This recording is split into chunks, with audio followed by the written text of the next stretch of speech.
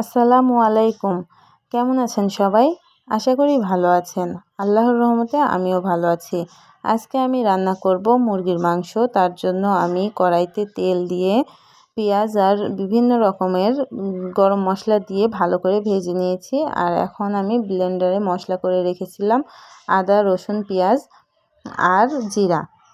এগুলো দিয়ে দিয়েছি আর এখন দিচ্ছি আমি লবণ, হলুদ, ধনিয়া আর শুকনা মরিচের গুঁড়া দিয়ে মশলাটা একটু কষিয়ে নিয়েছি। আর এই যে মুরগির মাংস, এই মুরগিটার ওজন ছিল 5 থেকে 6 কেজি। এটা আমি চুয়াডাঙ্গা থেকে নিয়ে এসেছিলাম। এখন আমি এই মুরগির মাংসগুলো মশলার ভিতর দিয়ে দিয়েছি আর এখন ভালো করে নাড়াচাড়া করে কষিয়ে নেব। এই মুরগিগুলো অনেকটা শক্ত থাকে, এই জন্য ভালো করে কষিয়ে নিতে হবে।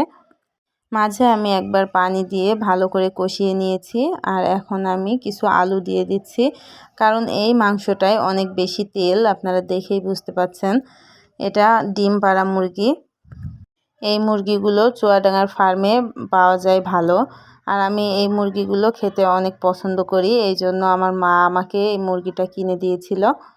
আসলে মায়ের ভালোবাসার তো কোনো তুলনা হয় না।